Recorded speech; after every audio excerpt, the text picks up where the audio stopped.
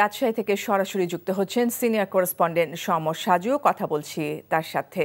সাজু, রাজধানীর সাথে দূরপাল্লার বাস চলাচল বন্ধ, তাদের দাবি দেওয়া সম্পর্কে কি তথ্য আছে আপনার কাছে?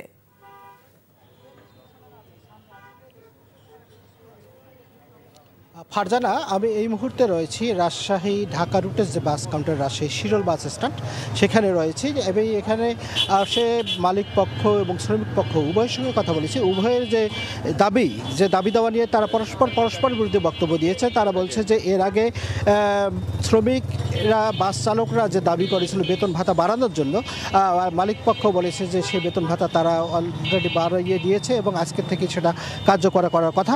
তবে শ্রমিকরা বলছে যে তারা যে দাবি মেনে নিয়েছে, যে তাদের যে বেতন ভাতা যেটা বাড়িয়েছে সেটা তারা এখন মালিকপক্ষ দেওয়ার রাজি না। তারা বলছে যে পূজা ছুটির পর সেটা কার্যকর করা হবে।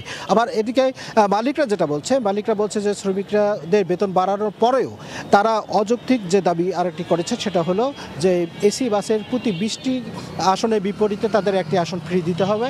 আর যদি ফুল বা পুরোপুরি বাসের সব টিকিট বিক্রি হয়ে যায়, সেক্ষেত্রে তাদেরকে 2টি টিকিট ফ্রি দিতে হবে। আর যেটা দাবি তারা করছে যে যদি রাস্তার মধ্যে, আপনি জানেন যে ঢাকা রাজশাহী কিংবা নাটোর রাজশাহী কিংবা চাঁপাইনবাবগঞ্জ রাজশাহী রুটে যে বাসগুলো চলাচল করে, সেই বাসগুলোতে প্রতিমধ্যে যাত্রী তোলা নিষেধ। তো এখন শ্রমিকদের দাবি যে প্রতিমধ্যে যদি যাত্রী তোলা হয়, সেক্ষেত্রে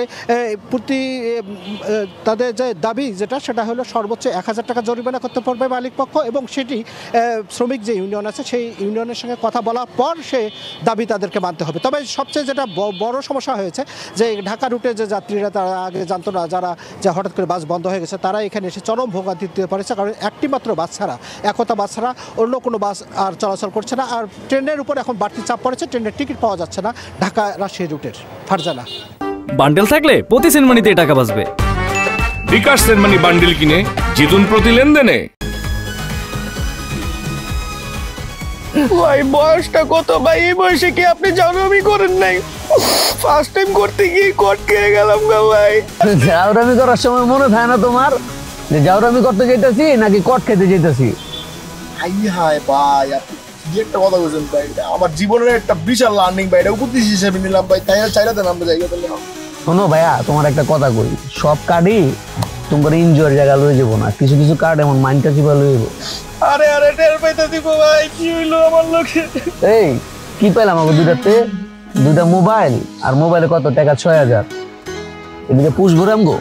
না ভাই, পুষবো না। এই ফোন বেচলে 10, এটা বেচলে 10, 20, আর ফোনের ভিতরে আপনার 6000 পাইছি, মোট 26000 ভাই। 26000 হইব না ভাই। কি করা যায় কদি ভাই? গাড়াই দেইরা গায়ে হারাইলে বাপ মা আসবো, বাপ মা আসলে ধর মনে করুন আর 10-15 হাজার হইলে আর কি পুষবো আপনার। ভালো আইডিয়া দিছিস রে। কি রে, কি কর? ভালো আইডিয়া না ভাই, বাইকতে বন্ধন যাবো না কোনো ভাবে ভাই, বাইকতে বনই দাম যেত না ভাই। ফোন দিলে মাইরেই লেবো, এনো মাইরে লাইছেন বলতাছি না কি করব। শোন, তোরা বসছিস কি বিপদে, এমন বিপদে তোর বাপ মা ছাড়া আর কেউ এই দুনিয়াতে তোর সাহায্য করবো না, বুঝিস তাই না ভাই? আপনি আছেন বুঝার ভাই, আপনি বাইকতে ফোন দিলে আপনার আমার মাইরে লেবেন, এই কষ্ট আপনার করা লাগতো না, বাপ মাই আমার মাইরে লেবো ভাই।